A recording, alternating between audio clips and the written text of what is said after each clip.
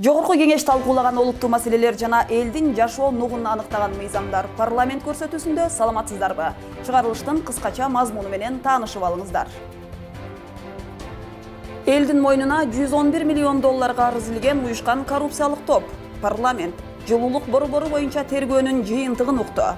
Мамлекеттик бийик даражаны өзүнүн жеке кызыкчылыгына пайдаланып, кылмыштуу антиконституциялык коррупциялык режим түзгөн деген бааны берсек, анда биз тарых астында, улут астында жүзүбүз жарык. Экс-президент жоопко тартылышы мүмкүнбү? Экс-президенттердин кол тийбестигинен ажыратуу тууралуу мыйзам долбоору экинчи окууда кабыл алынды. Бул убактылуу көрүнүш. Эртең убакыт өтөт, бул кол тийбес деген мыйзам да өзүнүн өзү күчүн жоготот. Бул да алынып салынат. Табигат менен таттуу мамиледе бололу. Аңчылыкка мораторий кийирүү тууралуу мыйзам долбоор тармактык комитетте жактырылды. Bir аркарыкты иностранец мергенчи келип 10 миңден 20 миң долларга чейин төлөп, жарымыны кассага, жарымыны ошол чөнтөккө берип атчу экендер. Элдин колундагы мыйзамсыз куралды канткенде кайтарып алабыз. Алып келген кишиден сурабагыла, каяктан алдыңар, эмне кылдыңар деп алып келип тапшырганына биз ыраазы болойлу. Андан тышкары рынокто канча баа турса, ошонусун берейли. Бишкек жылуулук борборундагы чуулуу коррупциялык окуя боюнча тергөө иштери аягына чыгып, ал тууралуу башкы прокуратура жогорку кеңешке маалымат берди. Баш прокурор коррупциялык схемалардан мамлекетке 111 миллион доллар зыян келтирилгенин айтты. Бул иште экс-президенттин түздөн-түз көрсөтмөсү болгонун депутаттар айтышты.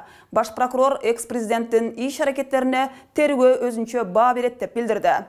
Айрым эл өкүлдөрү алар уюшкан коррупциялык режимди түзгөн деп баа берип, мамлекетке чыккынчылык кылуу беренеси боюнча иш козголсун деген талапты койду.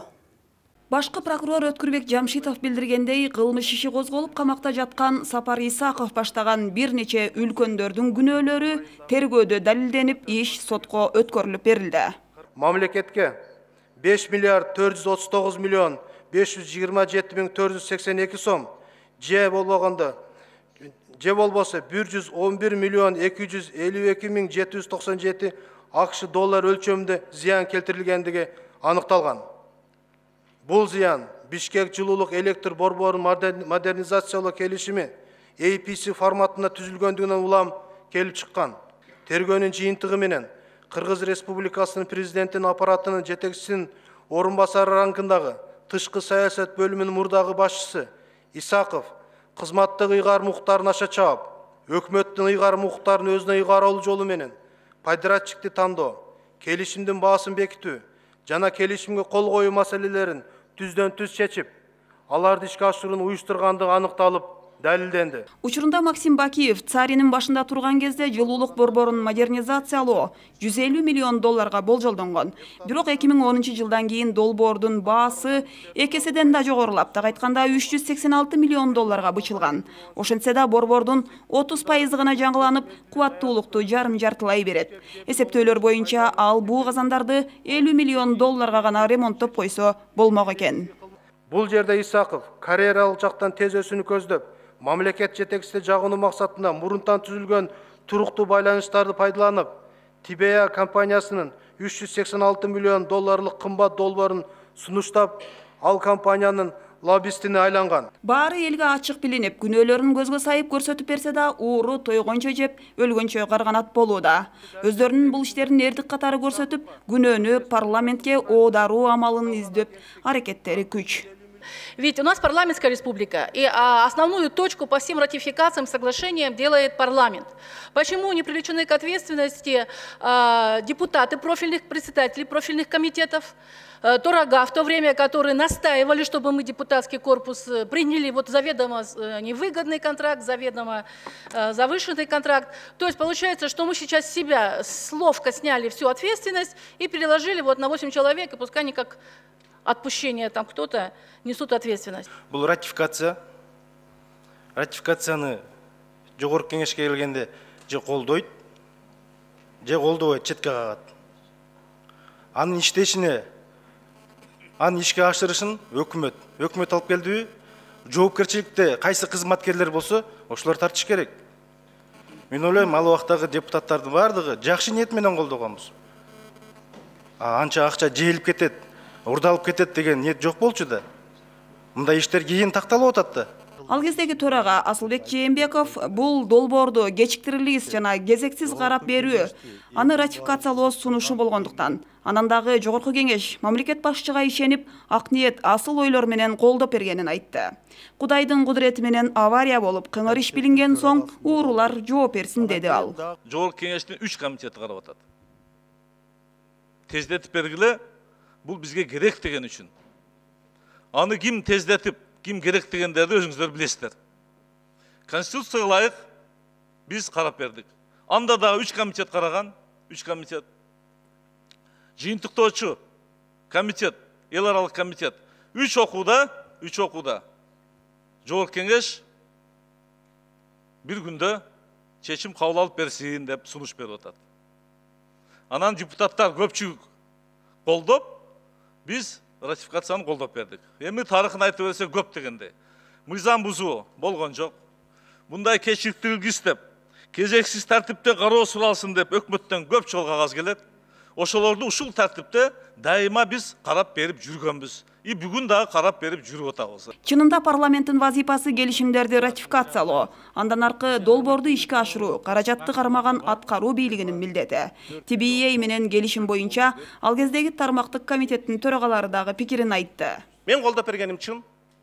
9 сентябрь 2013 жыл президенттин өкүлү келди, 3 күндөн кийин сенземин келатат деди. Тарыхый документке кол коюш керек деди. Мен ошондо кол койбосом, мен өзүмдү Кыргызстандын душманы катары эсептемекмин. Ошончо акча менен келатса президент, аны ошого комитеттин төрагасы катары мен каршы болсом, мен жейт деп кол койгон жокмун да. Бердеги замечаниялардын баары бар. ТОсу жок. Ошол кездеги министр институцияга берип атам мен. Бул эл аралык келишимге жатабы деп. Мамбеталиева берип атат, жатпайт деп. Гонконгтон болбойт, берден болот деп сотту берип атам. Аны укпастан колу бутту бурап, Сапар Сакып баш болуп, аткарылып бүткөндөн кийин комитет менен барып текшерели. Улукбек мырза, мына сиздин атыңызды айтып, шотный палата текшерсин дегенде, Алмазбек Шаршеновдун атышы келип атат. Токтотпойсузбу Кожобек Жайчиевич? 2 жолу мен токтотту. Суроо жоопто экс-президент Алмазбек Атамбаев боюнча материалдар өзүнчө өндүрүштө бөлүнгөнүн жана ага тергөө баа берилери маалым болду. Президентти мен ачык айтып коеюн. Ачык айттыңыз, биз деле ачык жооп берели. Тиешеси жокпу буга? Ага укуктук баа берилбедиби? Мурдагы мамлекет башчысынын башка мамлекеттик кызматкерлердин үстүнөн материалдар бизде бөлүнүп чыкты. Ага дополнительно дагы укуктук баа берилет. Эми берки сиз айткан киши экс-президенттин статусу бар да, ошол маселелер баары правом поле чечилсе, анан кийин укуктук баа берилсе болот деген ойдобуз. TBA датка кемин сындуу энергетикадагы долбоорлорго башынан катыштыгы бар. Кылмыш ишиндеги негизги фигуранттардын бири Аскарбек Шадиевдин качып кетиши дагы депутаттарда чоң суроо жаратты. Шадиевди качырып жүргөн тергөөчүнүн кыймыл аракетинде кылмыштын составы барбы анда? Биринчи материалдарды биз Генеральный прокуратурага жибергенибизде, ошондо ишти козгоп бергенде, ошол кезде мурунку генеральный прокурор Шадиев эче качмак эмес. 20 күндөн ашык. Шадиев ошол мезгил менен пайдаланып качып да кетти, мүлктөрүн башка подставной адамдарга да оформленип кетти.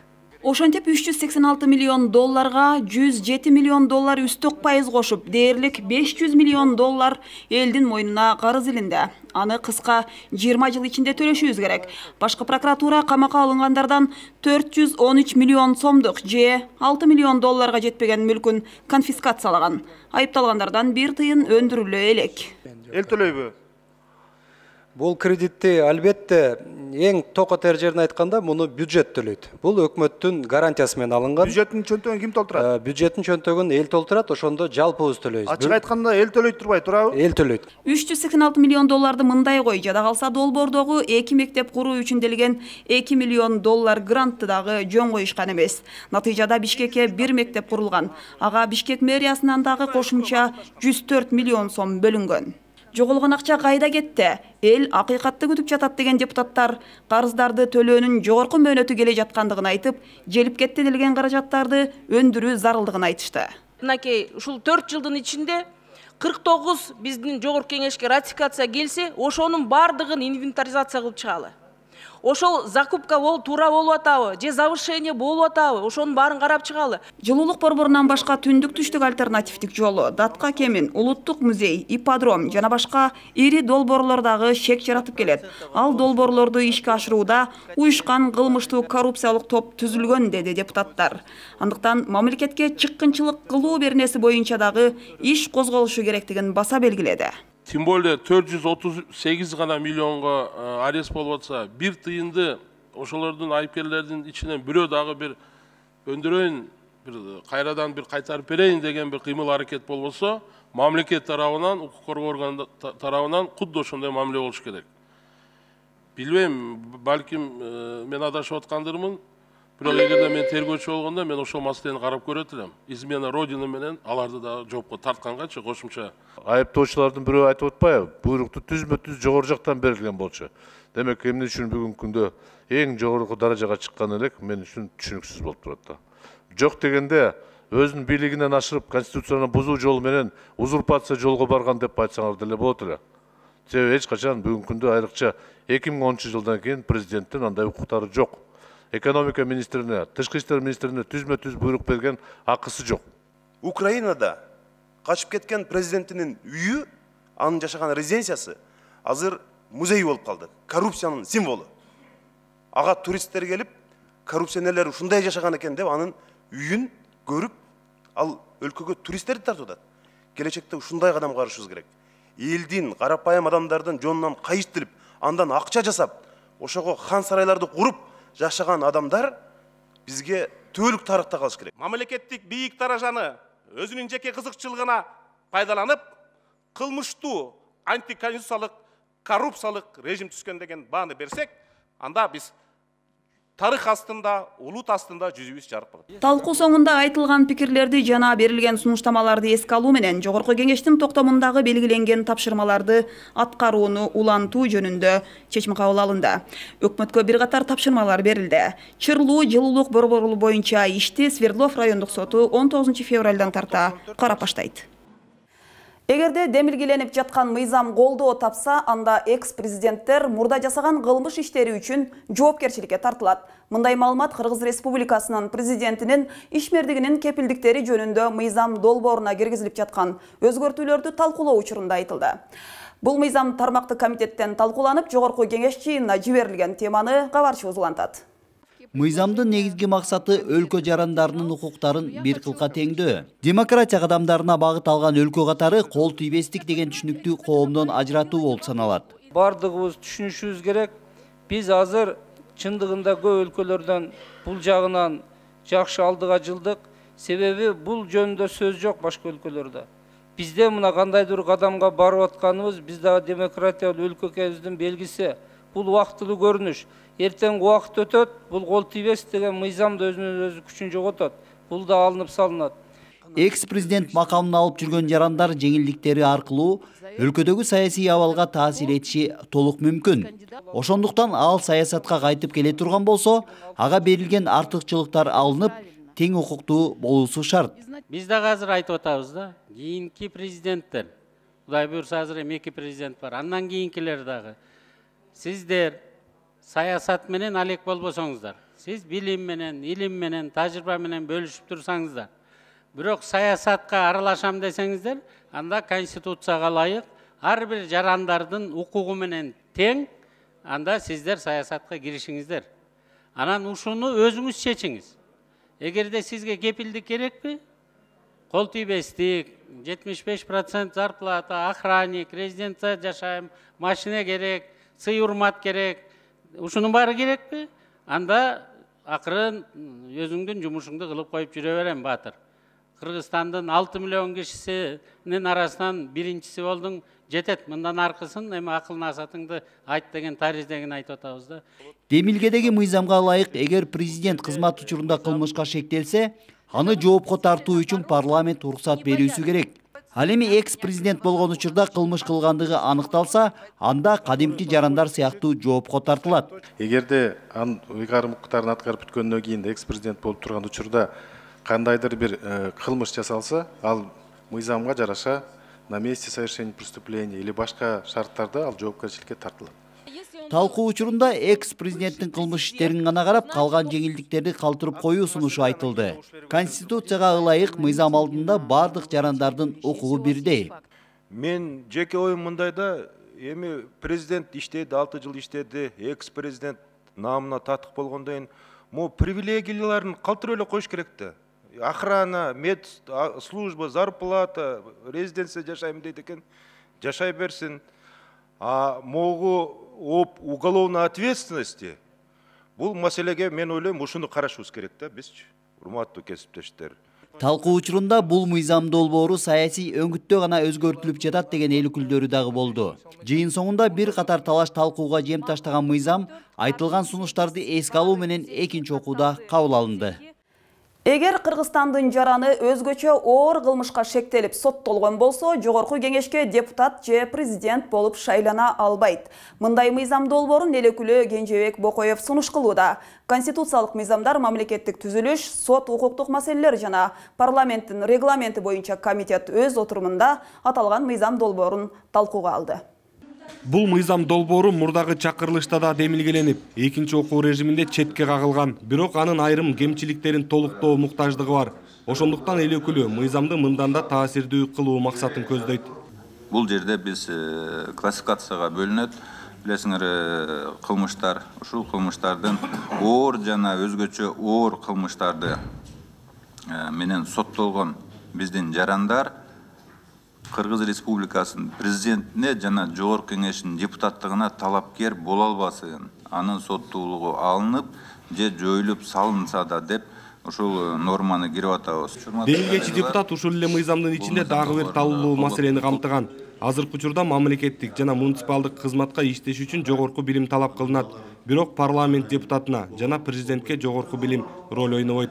Эл өкүлүнүн пикиринде мындай шарт туура эмес. Мамлекеттин тагдырын чече турган адамдар сөзсүз түрдө жогорку билимге ээ болуусу шарт. Мына ошондуктан эгер биз жөнөкөй бир кызматкер болуп кириш үчүн жогорку билим керек болсо, президент менен жогорку кеңештин депутаты болуш үчүн тем более керек деп ойлоп, ушул мыйзам долбооруна кошумча киргизип атабыз да.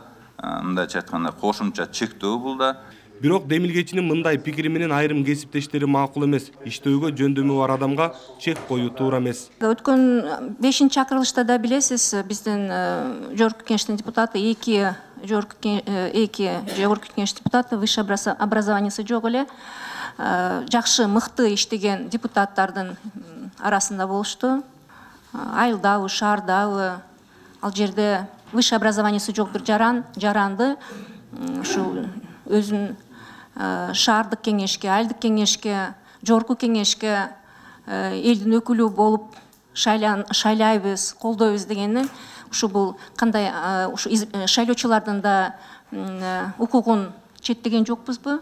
Эки тарапты мен сизге айткым келет. Демилгеленген мыйзамга президенттик аппарат жана башкы прокуратура каршы пикирин билдиргени суроо жаратууда. Парламент колдоп бергени менен бул мыйзам президент тарабынан артка кайтарылышы мүмкүн. Мынакей биз долбоорду окудук. Долбоорду президенттин аппараты колдоп атыптыр. Туурабы? Бул жерде жазылып турат да, президенттин аппаратына. Эгерде президенттин аппараты колдобосо, алар кийин вето коюп койгонго мүмкүнчүлүктөрү түзүлүп атат да. Менин оюм, парламент мыйзамды эгер кабыл алса, президент каршы болбойт болушу керек. Жеке менин оюм. Азыркы учурда шайлоолор жөнүндө мыйзамдарга көптөгөн өзгөртүүлөрдү кийирүү сунуштары турат. Бул мыйзамды дагы алар менен биргеликте иштеп, шайкеш келтирүү керек. Азыр шайлоо мыйзамдары боюнча бир топ өзгөртүүлөр сунушталып жатат. Биз биринчи окууда бардыгын карап, юридика бөлүмүнүн оң корутундусу кабыл алып, экинчи окууда парламентти өткөрүп, коомдук талкуу кылып, мындай бир пикирге келип, алып чыксак деген ойду мен дагы айткым келет. Себеби бир топ депутаттар тарабынан биз баштаган дагы сунуштар келип атат. Өз кезегинде демилгечи депутат бул мыйзам шайлоочулар тарабынан талап кылынып жатканын эске салды. Бир катар талкуулардан соң комитет мүчөлөрү мыйзамдын концепциясын биринчи окууда жактырды. Кыргызстанда азайып бараткан жаныбарлардын бир нече түрлөрүнө аңчылыкка 10 жылга тыюу салынууда. Дүйнө экологияны коргоону тренд кылып жатканын белгилеп, мыйзам долбоорун депутаттардын көпчүлүгү колдоого алууда. Бирок маселе боюнча өкмөттүн туруму так эмес. Бюджетке киреше түшпөй калат деген жүйө менен тыюу салууга каршы болууда. Демилгечилер бул тармакта 40тан ашык жеке менчик аңчылык чарбалары гана пайдаланып жатканын айтышууда. Мурдараак парламенттен колдоо таппай калган долбоордон айырмаланып, азыркысында жаныбарлардын баарына эмес, саналуу түрүнө мергенчилик кылууга тыюу салынууда. Азайып бараткан түрлөргө Марко Поло арка кулжасы, тоо теке эчкиси, Сибир элиги жана бугу маралдар каман кирет. Частный бизнес өзү коргойт, өзү эсептейт, өзү эми квотага өзү мына тиешеси бар да. Аны ушинтип кете берсек, келечекте биз ушул дагы да бир международный организацияны топтоп, барыстын бир түрүндө бир баягы кулжаны, текелерди коргоо дагы да бир фонд создавать этебиз. Долбоорду талкуулоодо аңчылыктан ким кандай пайда таап жатат деген суроонун тегерегинде кызуу сөз болду. Каржы министрлиги билдиргендей, аңчылыктан бюджетке болгону 30-50 миллион сомдой түшөт экен. Ал каражаттын 40% кайра эле айлана чөйрөнү коргоо агенттигине кетери маалым болду.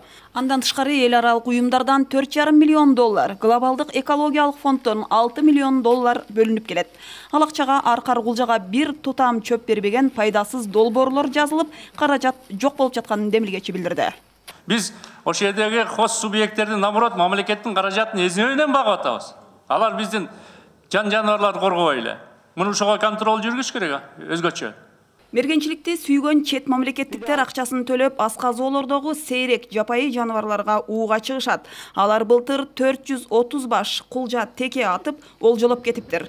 Анан калса жергиликтүү браконьерлердин колунан дагы канчасы кырылып жатат. Мен билгенден бир убагында, мындан 10 жыл, 15 жыл мурда бир аркарыкты иностранец мергенчи келип 10 миңден 20 миң долларга чейин төлөп, жарымыны кассага, жарымыны ошол чөнтөккө берип атчу экендер.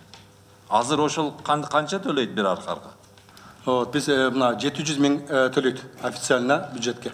Мыйзамсыз атылса 1 миллион сом айып пул салынат деген менен былтыр жаратылышка кол салгандардын 99 иши боюнча 183 миң сомдой гана түшкөн. Эл өкүлү жаңы кодекстерде дагы айып пулдун көлөмү аз экенин белгилеп, аны жогорулатуу сунушун берди. Штраф аз болса, анда бул мораторийди бул Жок, как раз таки жаңа кодекс ошо алып барат. Жаңы кодекс боюнча анча штрафтар жакшы каралбай калганда, ушуга көңүл буруп койсоңуз. Эл өкүлдөрү аңчылыктан жарыбаган акча түшөрүн белгилеп, жаратылыш көркү болгон жаныбарларды акчага алмаштырууга болбойт деген пикирде болду. Байыркы заманда муктаждыктан аңчылык кылынса, азыр ал көңүл ачуунун бир түрү. Бирок табигатын баалаган өлкөлөрдө айбанаттарга кол тийгизбейт. Бул жерде азыр 37 миллионду, 50 миллионду карап отурсак, биз өз жаратылышты жок кылып атабыз. Мына азыр охотага келген мына Америкадан бери келишип атат. Биз эч кимге запрет берилип аткан жок, чыга берсин биздикилерден барсын ошол жактарга. Америкага барсаңыздар, ошол эле мына сибирский косюлар шаардын ичинде жүгүрүп жүрөт. Атпайт өздөрүнүкүнө.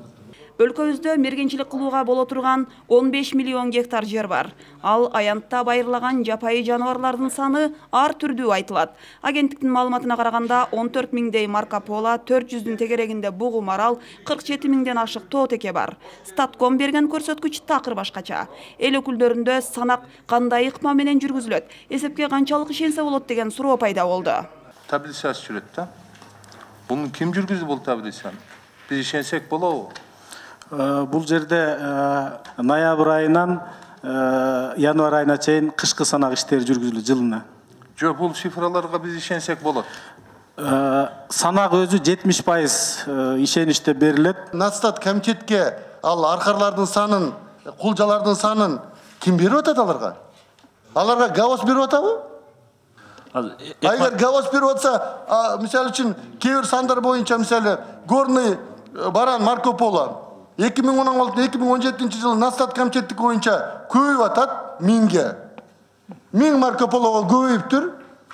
Эми Нацстат комитетке биз баарыбыз ишенип атабыз да. ГАОС жазып атат, жок, 100ге асайды дейт. 13.600'ten 13.500'e çeyin azaydı dedi. Жаратылыш балансын сактоо учурдун глобалдуу проблемасы. Экосистема бузулса, аны калыбына келтирүү кийин мүмкүн болбой каларын белгилешип, комитет депутаттары аңчылыкка тыюу салуу тууралуу мыйзам долбоорун колдоду. Бул арада кыргызстандыктардын колунда 40 миңге чукул курал жарак ок тору менен каттоодо турат. Андан тышкары 2010-жылдагы окуяда жоголгон 633 куралдын изи табыла элек. Бул тууралуу Жогорку Кеңеш курал жөнүндө мыйзамга өзгөртүү кийирүү маселеси каралып жатканда белгилүү болду. Анда жарандардан табып алган курал жарактарды рынок баасында сатып алуу, болбосо сый акынын көлөмүн $1000 чейин чыгаруу зарылдыгы белгиленди. Азыркы кезде милиция органдарында жарандардын 40 миңге жакын ок атуучу куралы каттоодо турат. Мындан тышкары 2010-жылдагы окуя учурунда жоголгон 2 миңге чукул куралдын ичинен 633-ü табыла элек. Бул токтом долбоордун максаты жана милдети укук бузууларды жана кылмыштарды алдын алуу, ошондой эле жарандардын өмүрүн жана саламаттын сактоо максатында жарандардын ок атуучу куралды жана ок дарыларды өз ыктыяры менен тапшырууда аларга дем берүү салынат. Тармактык комитеттин жыйынында депутат канча адам өз ыктыяры менен курал тапшырганына кызыкты. Мына 2010-жылы канча куралды өз ыктыяры менен канча адам тапшырды? Кайтарылган автоматтар 243, пистолеттер 185, гранатомет, газ травматический пистолеттер, ошо ичине эле пистолеттер өтөт, киреткен 54, винтовка нарезной 10, ружье гладкоствольное 57. Курал жөндө мыйзамына өзгөртүүлөрдү киргизүү каралууда. Бул долбоорго ылайык милиция органдарында катталбаган куралдарды өз ыктыяры менен өткөрүп берген адамдарга сый акы каралган. Мисалы, гранатомет менен пулеметторго 16 000 сом, автоматка 9600 сом, тапанча же мылтыкка 6400 сом. Өкмөттүн чечими менен ошондой бекитилсе, эртең обстановка башкачараак болуп калса, автоматтын баасы базардын баасынан кымбатыраак болушу керек да, туурабы, мамлекет сатып алыш үчүн. Ошондо мындай гибкий бир немеңери барбы, бир мындай бааларды ооштуруу немеси боюнча автоматтар сатып алуу. Эми ыкчам ошо кырдаалга ошо карата биз ошону баягы реакция кылабыз. Бул маселе жалпы жыйында да каралып талкууга алынды. Сыйакы өлчөмү өтө эле төмөн экенин белгилеген депутат Акылбек Жапаров аны кескин көбөйтүү зарылдыгын айтты. Алып келген кишиден сурабагыла, каяктан алдыңар, эмне кылдыңар деп алып келип тапшырганына биз ыраазы болойлу. Андан тышкары рынокто канча баа турса, ошонусун берейли. Bir жылкы турабы, bir жылкысын берейли. Акчабы $1000, $1000 берейли. Элдерди ошого үгүттөйлү да чакырайлы биз. Чындыгында 2010-жылы курал жарак ички иштердин райондук бөлүмүнөн жоголгонун эл өкүлү эске салды. Ошол жердеги роводунун ичиндеги бүтүн курал жаракты алып чыгып кеткен да, ошондойбу?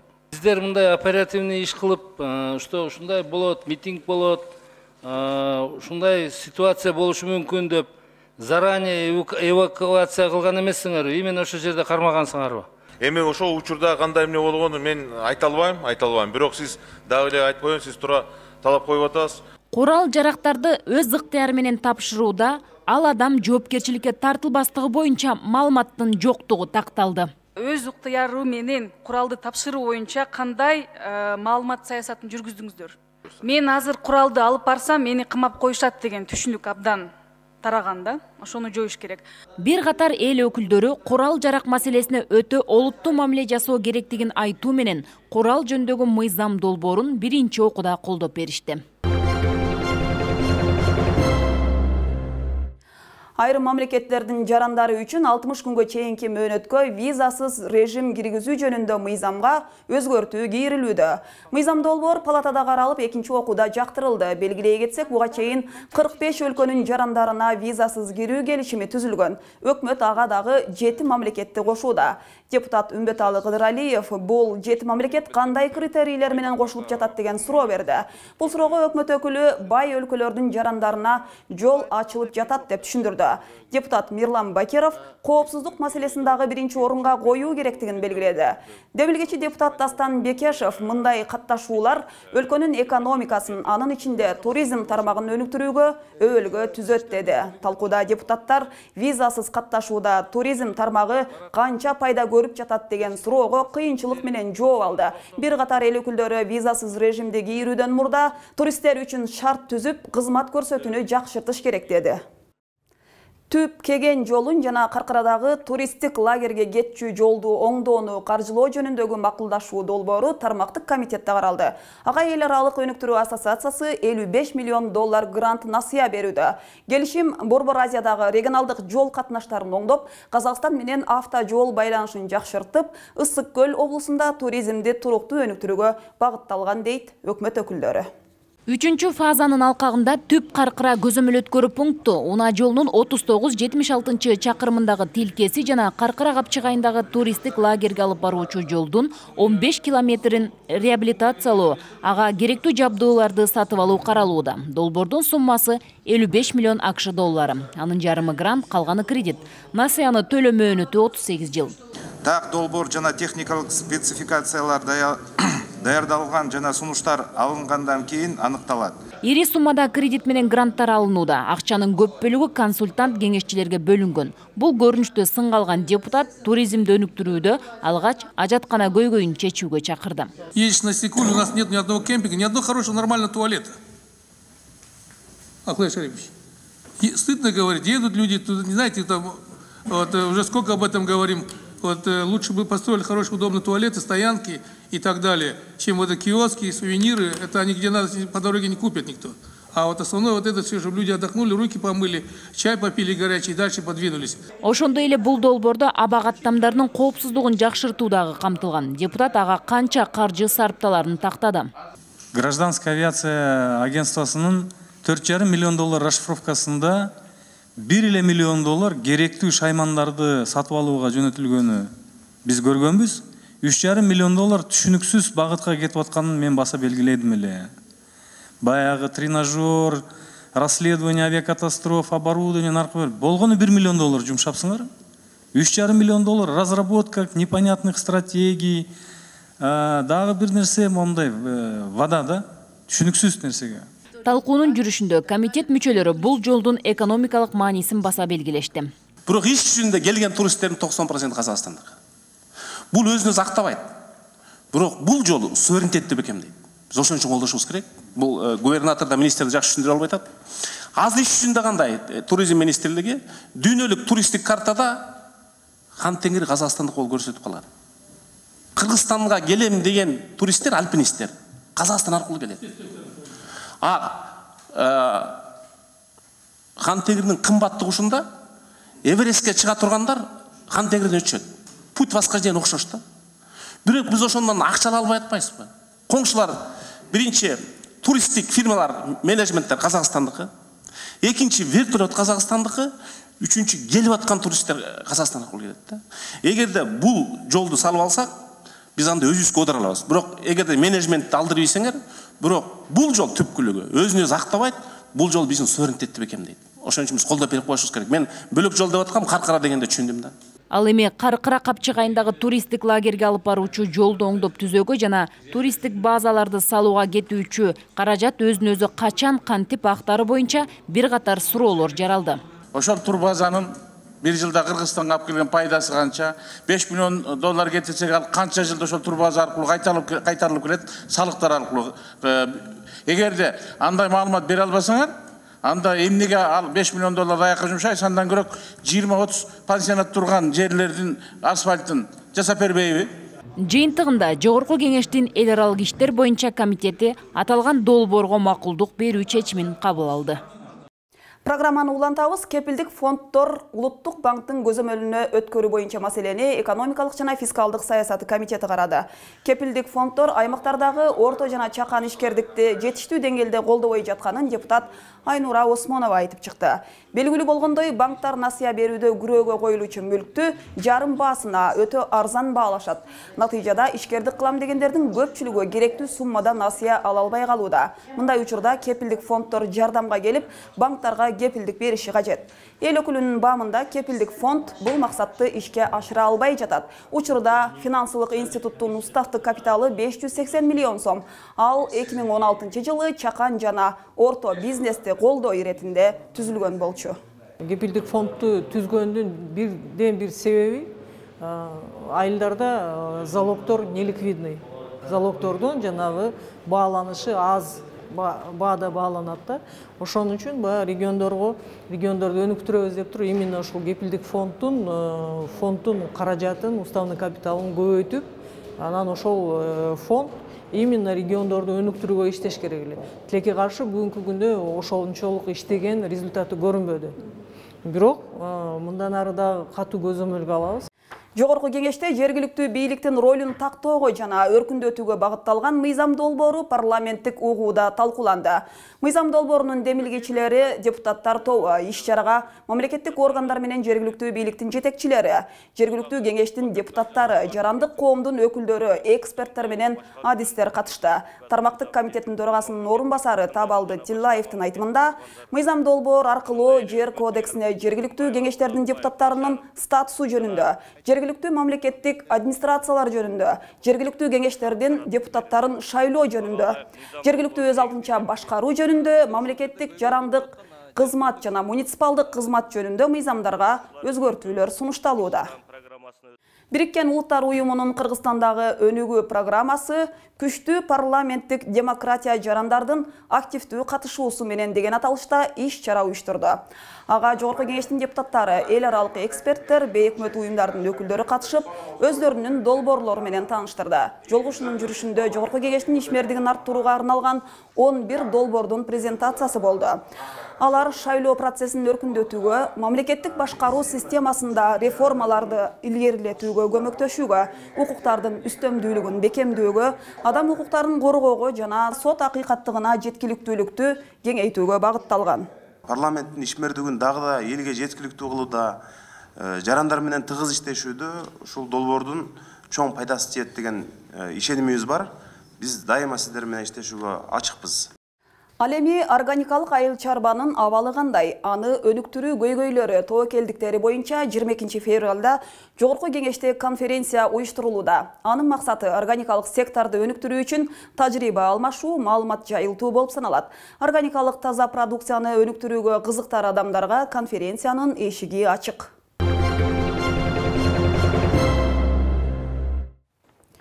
Бүгүнкү күндө советтик аскерлердин Ооган жергесинен чыккандыгынын 30 жылдыгы КМШ өлкөлөрдө салтанаттуу белгиленип жатат.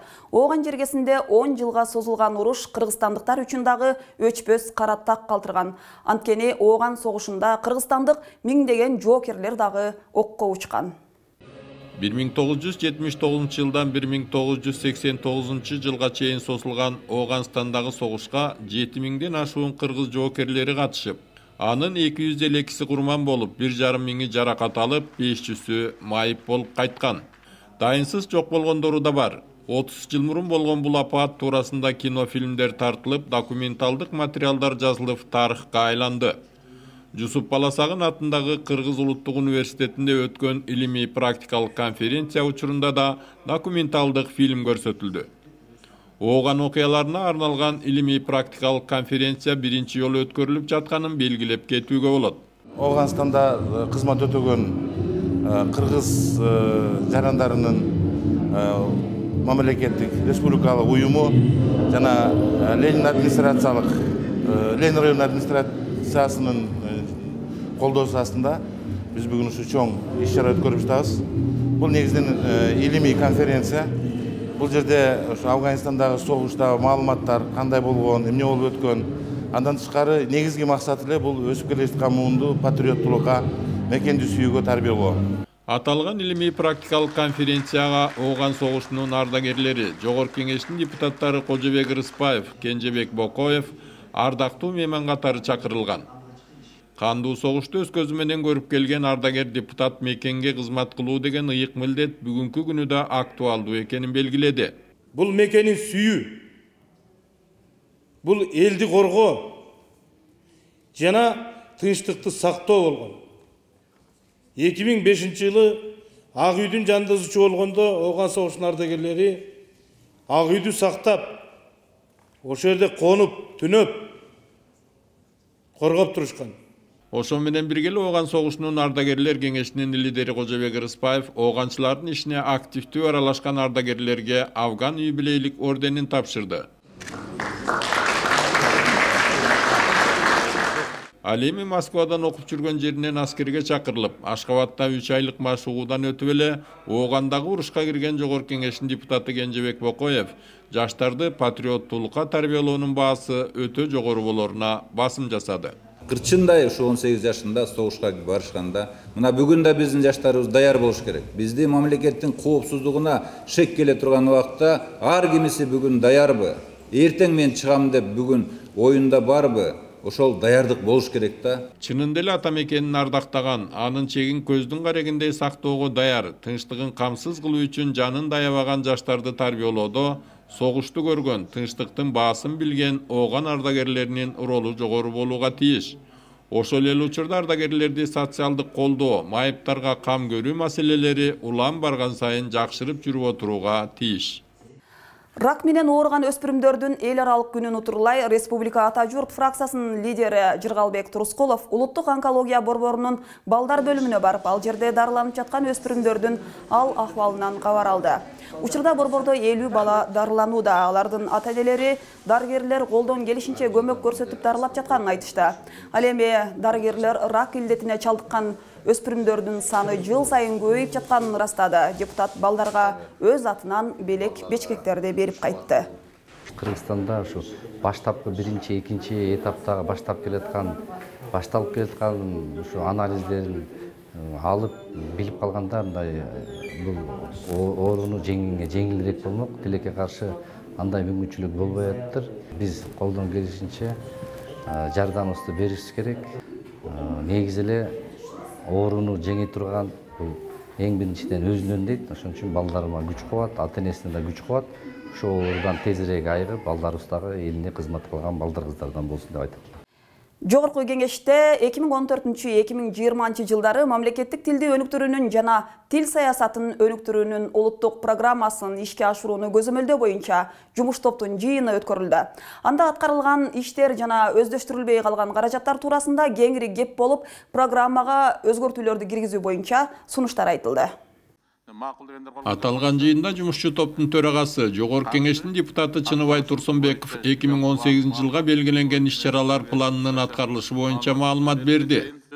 Айтылган маалыматтарга таянсак, мамлекеттик тил боюнча улуттук комиссия планда белгиленген өздөрүнө тиешелүү иш-аракеттерди толугу менен аткарууга жетишкен. Башка тиешелүү министрликтер менен ведомстволор тарабынан планда белгиленген иш-чаралардын аткарылбай калган жактары да бар. 2015 эч иш аткарылган эмес, билим берүү министрлиги даяр болбогон үчүн деп. Анан ошо 16 жылда аткарылбай калган иштерди калган 4 жылда, 17, 18, 3 жылда, 17, 18, 19да аткарат деп биз киргизгенбиз, белгиленген. Акыркы жылыңар калды, мен эскертип коеюн. Эгерде акыркы жылдагы бул аткарылбаса, бул боюнча дагы өтө чоң сөздөр болот. Анткени себеби жалпысынан 243 иш сиздердин министрлик тарабынан аткарыла элек. 243 иш. Улуттук илимдер академиясы, Маданият министрлиги бөлүнгөн каражатты толук колдоно албай, планда белгиленген жумуштарды бүткөрө албай калган фактылары кездешет. Анткени менен улуттук программаны ишке ашыруунун алкагында ишке кирген кыргыз тест, кыргыз тилинде басылып чыккан китептер, өткөрүлгөн маданий иш-чаралар программанын ырааттуу ишке ашып жаткандыгынан кабар берет. Ал эми заман шартына ылайык тилди үйрөтүүнү интернет аркылуу жүргүзүү көңүл бура турган жагдай. Интернет чөйрөсүндө маалыматты кеңейтүү максатында биз чет жактан келген жарандардын, анын ичинде түрк, англис, орус тилдеринин кыргыз тилин жеңил үйрөнүүгө багытталган интерактивдүү сүйлөшмөлөрдү iOS жана Android базасына атайын мобилдик программа иштеп чыкканбыз.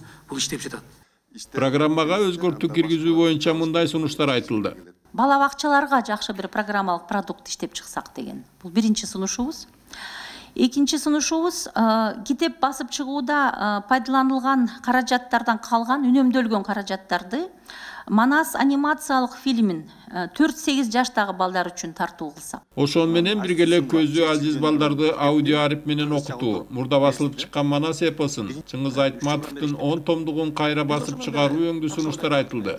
Мамлекеттик тилди өнүктүрүүгө Кыргыз радиосунун студиясын жаңылоонун маанисинин да чоң экендиги белгиленди. Эгерде ушул бөлүнүп аткан каражаттан биздин материалдык техникалык базаны чыңдоо үчүн студияларды жасоого бизде толук шарттар бар да, бериле турган болсо биз аудио китеп чыгарууга продукцияларды КТРден жаздырып берүүгө даярбыз да. Өсүп келе жаткан муунду мамлекеттик тилдин баалуулуктарына тарбиялап өстүрүүдө электрондук маалымат каражаттарынын орду чоң экендиги талашсыз. Балдарды карабачы, тил үйрөнүү балдар кайдан баштап атат? Баардык жаңы төрөлгөн балдардан баштап 1-2 жаш карасаңар, мультфильм телевизордун маңдайынан кетпейт. Мультфильмдер көрүп отурушат. Мультфильмдер кайсы тилде? Орус тилинде. Орусча жакшы мультфильмдер бар.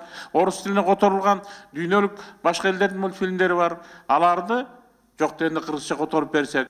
Мындан тышкары мектептерде колдонулуп жаткан кыргыз тили адабияты китептеринин сапатынын төмөндүгү, ката чыгып жаткандыгы, түшүнүксүз жагдайлардын көп кездешкени туурасында да сөз болду. Спорт бул ден соолук. Кышы катаал Ат Башы районунда жергиликтүү жаштар спортко ыктоодо. Элекүлүк Камчыбек Жолдошбаев тарабынан жыл сайын өткөрүлүүчү хоккей боюнча турнир бул иреттагы кызуу жүрдү. Оюнга район аймагындагы алдыңкы командалар күч сынашып, беттеш курч мүнөздө өттү. Элеттик жаштардын шыгын арттырган хоккей оюнунун жүрүшүнөн кабарчыбыз айтып берет. Оюнга тандоо турунан өткөн алдыңкы 4 команда келген. Алгач чучугулак боюнча беттештүү командалар аныкталып, 2 топко бөлүндү. Андан соң оюнчулар катарга тизилип, оюндун расмий ачылуу аземи болду.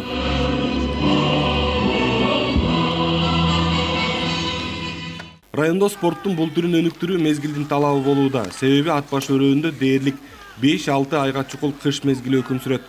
Ошондуктан кышкы спорттун түрлөрүн жайылтуу менен айыл жаштарын шыктандырса болот. Бул балдар өнүгөт, өсөт. Былтыркыга караганда деңгээлдери былтыр 3-чү разряд болсо, азыр 2-1-чи разряд болуп калыптыр. Мен айтайын дегеним, колдон келишинче аспаптарын, бардык нерселерин жардам беребиз. Естественный условияда сөзсүз түрдө кыйын балдар чыгат. 1 жылдын ичинде мен көрдүм, 2 жылдын ичинде. Уже 3-чү разряд жок балдардан 1-чиге, 2-чи разрядка жетип калды. Мен ойлойм, өнүгөт, өсөт. Бардык шарттарга жооп берген хоккей аянтчасы Кызыл Туу айылында салынганына 1 гана жыл болду. Бирок кыска убакыт ичинде эле бул жерде ойногон команда чоң жетишкендиктерди жаратууда. Ойноп аткан балдар эмес, кичинекей.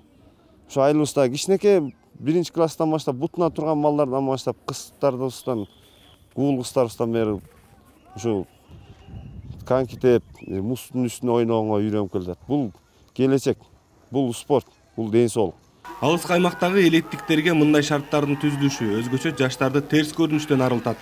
Маселен, ичимдик ичүү, дагы башка жаман жолдорго баруу кадимкидей кыскарганы байкалды дейт айылдык кеңештин депутаты Абсамат Сариев. Жаш балдарды болобу, ушу айылдын тургундарынын арасында болобу, ушул жаман жолго, мисалга айтканда, ичимдик ичкенден, тамеки тарткандан алыс болуп, ушул жерге келип ойношуп, ден соолуктарын чыңдашканга аябай чоң салымындагы, аябай таасирдүү да болот экен ушул муз аянтчалары. Ушундай нерселер көп болсо экен. Муз үстүндөгү кыл чайнаш кызуу жүрүп, келген көрүүчүлөр аба ырайынын ызгаарында тоготушкан жок. Ал эми оюнчулар дембеден сокку жасап, оюндун бүйүрүн кызытып турушту. Оюн кызуу жүрүп атат, күчтүү экен командалар. Казыбек командасы келген, Акмуз командалары келген, алар күчтүү экен. Ошо командаларга кааларым, ким күчтүүсү жеңсин, ынтымак болсун.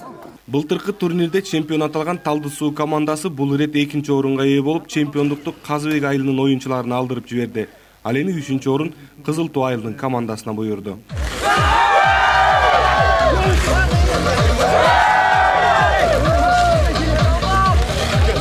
Көбөйтөбүз муну.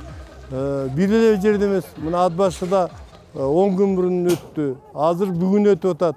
Аны ар кай жерлерде де ар бир өздөрүнчө жолдоштук беттешүү деп ойноп атышат. Хоккей боюнча район биринчилиги 3 жылдан бери өткөрүлүп келет. Ага катышкан командалардын саны жыл санап көбөйүүдө. Көрсөтүүнүн соңунда эске сала кетсек, ушул жана башка парламент кабарлары менен кеңеш KG сайтынан, биздин расмий YouTube, Facebook баракчабыздан таанышсаңыз болот. Берүүнү жогорку кеңештин басма сөз кызматы даярдап, мен Жаннат Мажитова алып бардым. Саламатта калыңыздар.